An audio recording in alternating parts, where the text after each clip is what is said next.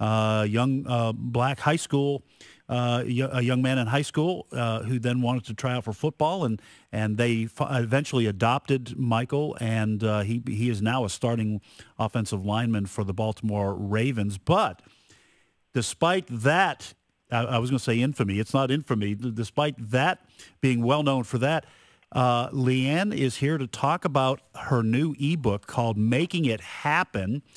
And Just Turn Around is the title of it. Leanne, welcome to the program. Hey, guys. Thanks for having me. Thank you for being with us today. Tell us a little bit. We just want to jump right in here. Tell us a little bit about this. Well, I've got it in front of me. It's an ebook, Making It Happen. And I know that this is National Adoption Awareness Month. It's also, we're heading into Thanksgiving and Christmas, the season of giving and caring for others. Tell us what this book, this ebook, Making It Happen, is all about. Well, it just seems like an appropriate time to do something because it is. This is National Adoption Month. Saturday, the 17th is National Adoption Day, or it's being celebrated. It's actually the 19th, but they're celebrating it this Saturday. And, you know, there's 400,000 and some change kids in foster care and adoption that are waiting to find, you know, forever families. And we firmly believe in our family that there's no unwanted kids. There's just unfound families. And, you know, there are 500,000 more churches. If every church in this country that would be responsible for placing one child in a forever family, we would wipe out the need for adoption. And it just seems like such a simple thing to do. There are things in this country that are major issues. We have hurdles to overcome that take time and income and, you know, strategy. This seems very simple. I mean, you know, we should be able to figure this out. I mean, it's not hard. And it's a season of giving. We tell people every day it's not called Thanksgiving, it's called Thanksgiving. And it is about giving. It's about making a difference. And so I just thought this was a good time. I've been working on this for about a year. I wrote every word of it myself. I have a newfound admiration for writers. I kind of thought that was a laid-back, no-big-deal profession. And I thought, oh, anybody can be a writer, you know. And all of a sudden I have this admiration for writers because it is a little bit more of a daunting task than I thought it would be. But I enjoyed it. It was very God-driven. And just that we wanted people to know that, you know, we don't think that everyone is called to go out and adopt a 6'6", 350-pound African-American young man. I mean, that is a little bit daunting, but there is something everyone can do, and we all can make a difference, and we all can have an impact. And this little ebook talks about that. Download it, give it to someone as a gift. If you're going to give someone a Kindle, iPad, a Nook, any of those kind of things for Christmas, put this on there as a little bit of a roadmap for people. It does tell a few little stories about our family that have happened since the blind side, but it's a lot about how you can plug yourself in and you can make a difference and you can be a giver. You know, Leanne, one of the things that amazed me about the story of The Blind Side when I watched the movie, and it stars Sandra Bullock, Academy Award-winning actress. What amazed me, and I think it goes hand in hand with the message of your book, is that you didn't start off when you and your husband, Sean, decided to open up your home to Michael. You didn't start off with the idea in mind, this will make a great book or, you know, a great movie. You just saw a simple need that you could meet, and you did it. And that seems to be the message of this book. I talked about at the top of the hour when we were giving some advance information to our listeners about you coming on the program. You ask a very simple question at the start of this ebook that says, do you know the names of the people who pick up your garbage? And I was very convicted by that. That is such a simple, it's another one of those simple things that we can do just to get to know somebody. Maybe this Christmas, give them a little Christmas present. But it's just a very simple thing, and nobody has any idea how much God can do with that very simple gesture. You know, I mean, giving them a Christmas gift would be amazing, but try just giving them a hello and a smile.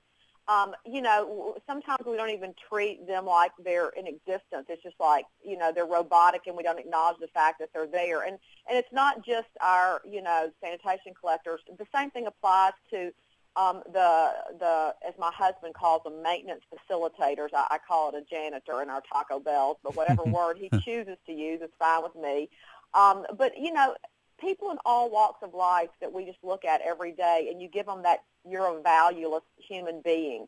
And I'm amazed at the amount of people. I mean, my sanitation collectors come, you know, twice a week. I see them more than I do my in-laws. I probably like them more than I do my in-laws. You know what I mean? I'm not to say this is live radio, and I'm going to get so busted for that. But it's the truth. And, I mean, you know, how do you not know them?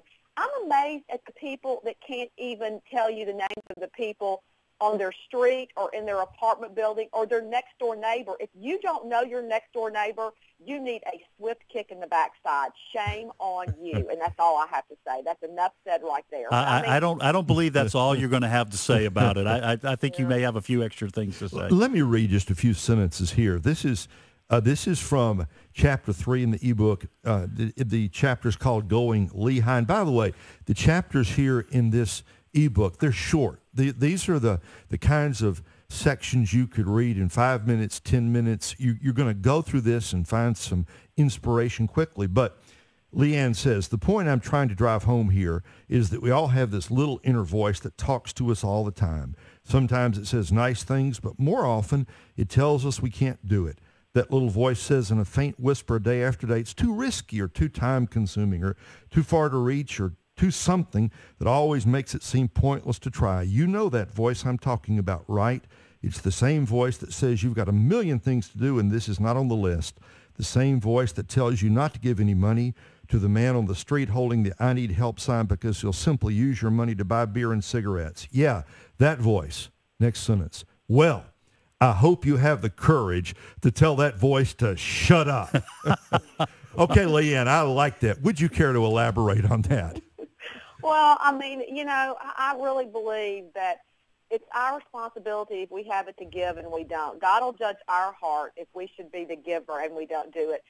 He'll also judge someone else's heart if they take it and they shouldn't. You should be responsible for you, yourself, and your heart. You know the right thing to do. Don't let that little inner voice talk you out of doing it. Some of the most rewarding things that I have done, there's always a rewarding experience at a bus stop. That person that's sitting at a bus stop obviously, you know, has economic needs that are greater than you if you're driving a car. They're wonderful people. And just to stop and chat and say hello and say, hey, what can I do to make your day easier today?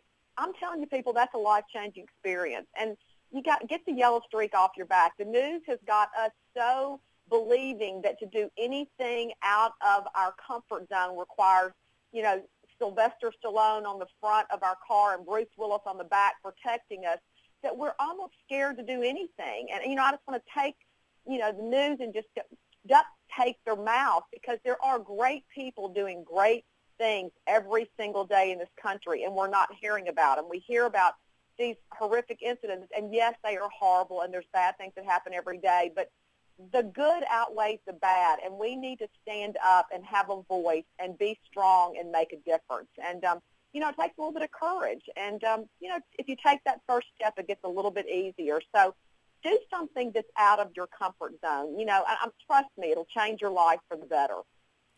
I know this is bad radio, but I also want to read just a little excerpt from, because you have a way of expressing yourself in this book that is challenging and sometimes even jolting. So here's a paragraph, folks. This is the kind of style that you're going to get, although there is laughter and other things to have that you'll come across in this book. But it says, this book doesn't offer you instructions on how to lose 20 pounds in 24 hours, or how to look 10 years younger with one small bottle, or how to keep food fresh for 5 years. If you've ever purchased anything like that, then you're just stupid. And you have enough time on your hands that can be put to better use. It's time to turn around and do something meaningful. Now, to me, you sound like a football coach. I mean, I know that's kind of in the movie The Blind Side, but you sound like the kind of person that doesn't take excuses and that knows when to deliver a loving, swift kick. And that's what this book is, because You're calling on people. The name of your first chapter is Game Changer. You are calling on people to change the game with one simple play, one simple action. And the fact that Americans find themselves instead obsessed with appearance and with weight and with preserving what they have rather than giving it away, and I'm preaching to myself as well in some of these issues, I think is the jolt we need. Well, I mean, you know, we're all obsessed. We're compulsive. To me, a lot of times, and I'm with you. I mean, I'm preaching to the choir. I'm just as bad. I'll see something and I'll go, man, I wonder if that would work. And the few things I have just, you know, done, they don't work. They don't work. You know, my daddy always taught me, if it walks like a duck, talks like a duck, looks like a duck, it's usually a duck. And you know, I just think that we should apply that in several genres of our life, and we could serve ourselves so much better focusing on things that are more important than some of the things that we tend to focus on. And if you're sitting there patting yourself on the back and go, oh, well, I don't do that, you're lying. I mean, we all do it. I mean, you know, come on, be honest about it. And, you know, of all times, this is the season that if we are going to do something, my gosh, I have in the last 2 weeks spoken everywhere from the New Hampshire Food Bank to just all over. I could go on and on about organizations, and we're hurting. I mean, there are people sleeping in cars right now that you would have never dreamt 2 years ago their family would be sleeping in a car. Homelessness doesn't look like it used to anymore. There are thousands, hundreds, millions of people going to bed every single night right now in this country hungry. 1 out of 4 kids go hungry every day. That's not acceptable, people. That is not acceptable.